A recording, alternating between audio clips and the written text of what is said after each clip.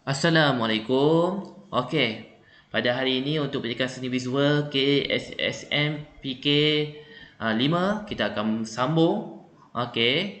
Tajuk kita iaitu seni tembikar kaum Cina. Jika dulu kita telah menyentuh pasal seni tembikar kaum Melayu.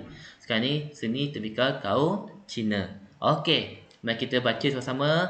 Yang ada buku tab boleh rujuk juga dan boleh tengok cikgu punya video ni pun tak apa, boleh mana-mana. Alright. Alright, seni tembikar kaum Cina.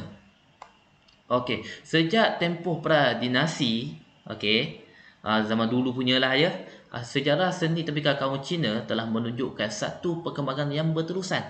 Kaum Cina juga terkenal dengan seni tembikar seperti pasu, tempayan, pinggang mangkuk, jar air, pemegang colok dan set minum teh.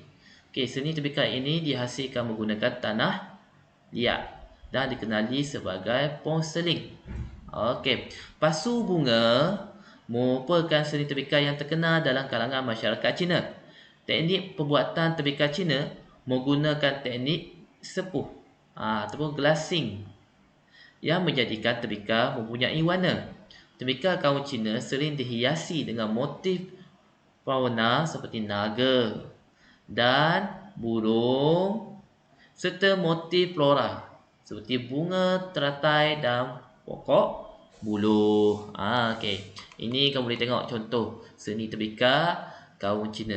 Kalau kamu tengok kan, lawa kan, cantik kan. Selalu warna biru. Banyak kita jumpa memang kamu jumpa warna biru.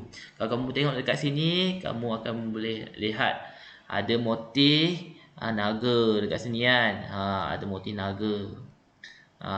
Dan diselang-seli dengan bunga, dimasukkan flora dan fauna sekali. Ini nampak cantik. Yang ni pun ada motif naga juga. 3 ekor naga kan, 1, 2, 3 ekor naga. Yang ni pun ada juga motif naga juga kat sini. Memang kaum Cina ni disuka dengan naga dan burung untuk dijadikan sebagai motif lukisan. Alright. Ini untuk contoh tembikar kaum Cina. Seterusnya seni tembikar kaum India. Okey.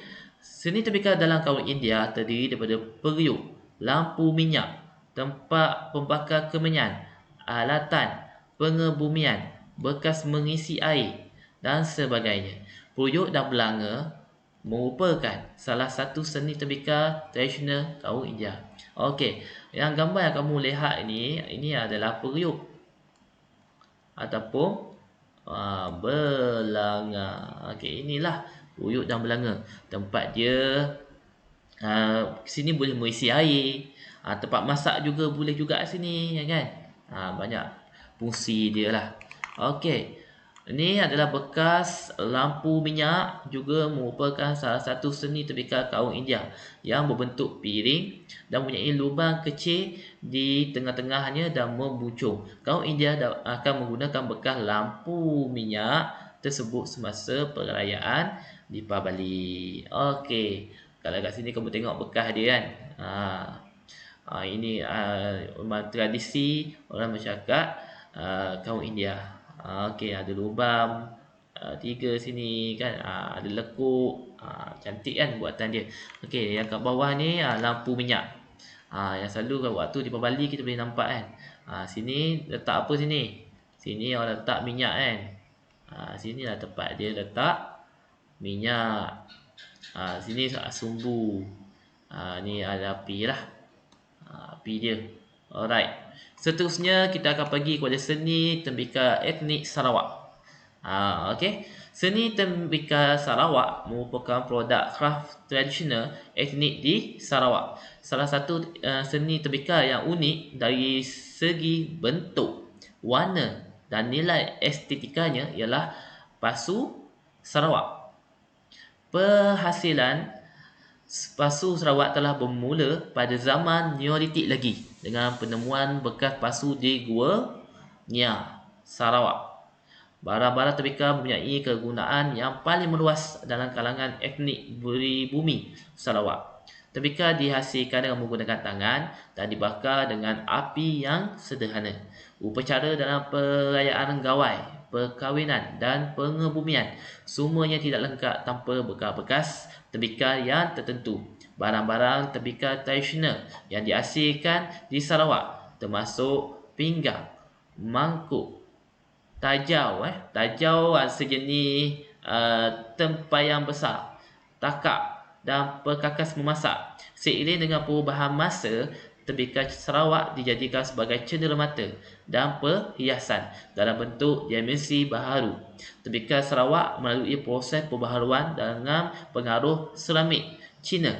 Pembukaan kilang juga menghasilkan tembikar secara moden yang membawa kepada penyusunan ragam hias kaum Iban dalam dimensi baharu ditambah dengan teknik sepuhan yang pelbagai warna. Okey. Sarawak memang antara pengeluar utama produk-produk keras tangan ni, dan sampai tahap dia ekspor lah.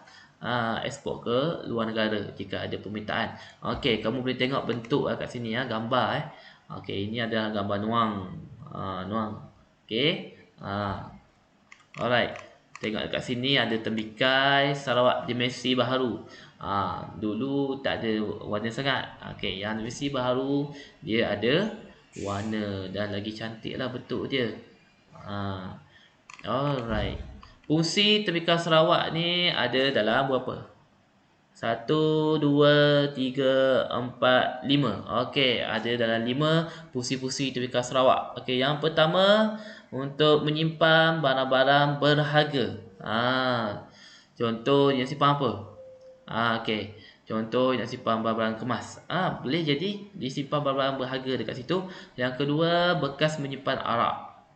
Arak atau tuak. Ini yang belum memeluk agama Islam tu, dia dah jadi tradisi untuk minum arak dan tuak ni pada musim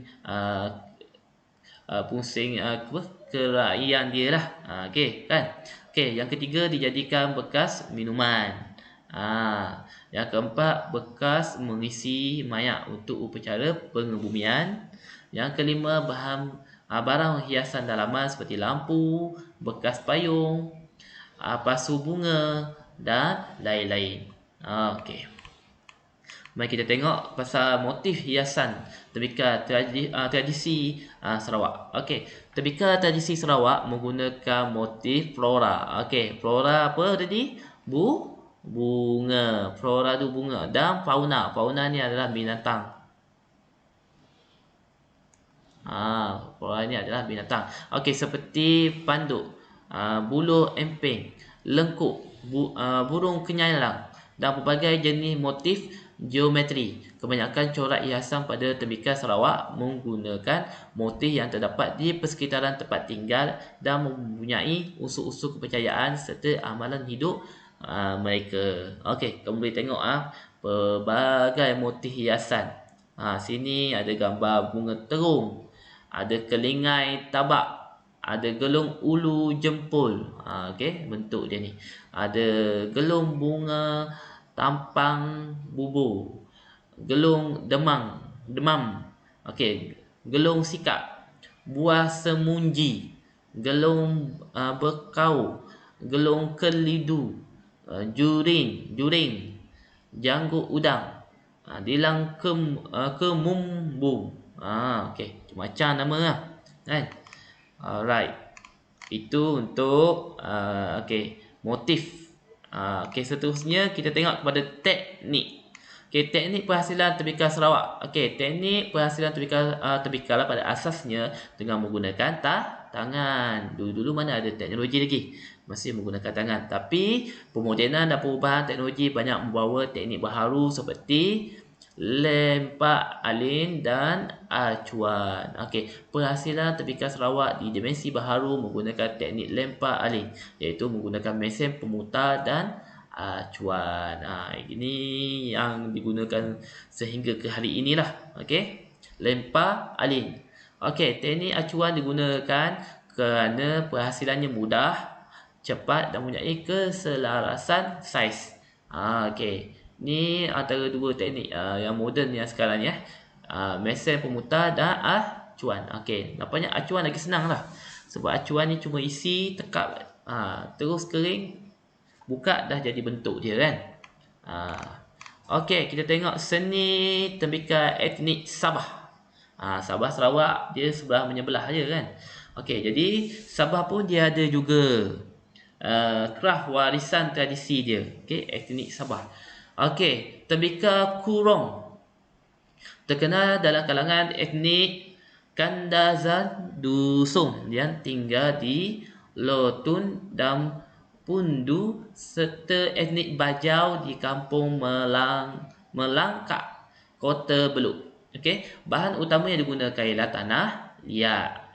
Mana-mana untuk tembikar ni kebanyakan memang guna tanah liat yang diperolehi dari tebing sungai Kili Posu yang berwarna kelabu. Okey, terdapat beberapa teknik yang digunakan untuk menghasilkan tembikar kurong, sama ada menggunakan teknik tradisional atau moden.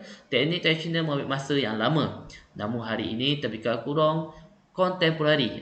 Kontemporari ni maksudnya terkini ya, masa kini. Masa kini menjadi pilihan masyarakat di Sabah kerana mudah diperoleh, lebih lasak, lebih tahan lama lah, dan proses penyediaannya tidak terlalu lama. Okey, cuba kita tengok fungsi. Okey, ni tembikar kurong. Ni tembikar kurong. Okey, tengok fungsi tembikar kurong. Tembikar kurong dihasilkan untuk kegunaan harian seperti memasak dan bekas menyimpan makanan serta minuman. Okey, perhasilan tembikar kurong juga dikaitkan dengan kepercayaan amalan ritual. Ritual ada kepercayaan sendirilah.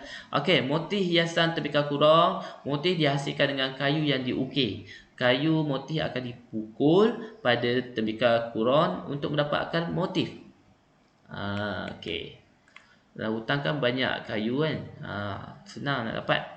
Okey, tembikar lapohan. Okey, masyarakat Bajau sempurna mahir dengan warisan kraft lempar-lempar dan mewarisi kemahiran membuat kraft tembikar yang dipanggil lapoha. Selain itu, mereka juga berkemahiran membuat barangan tembikar lain seperti bekas air, periuk, bekas perasapan, tutungan dan belanga lupa.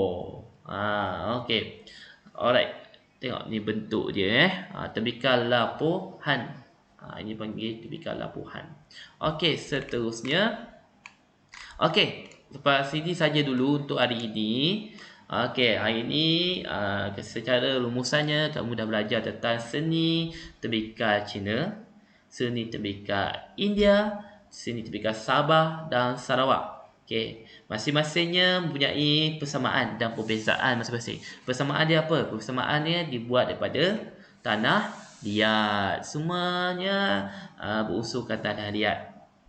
Cuma yang membezakannya adalah design dia. Design dia lain. India lain, China lain, Sabah dan Sarawak pun lain. Kerana kelainan ini melambangkan identiti dia.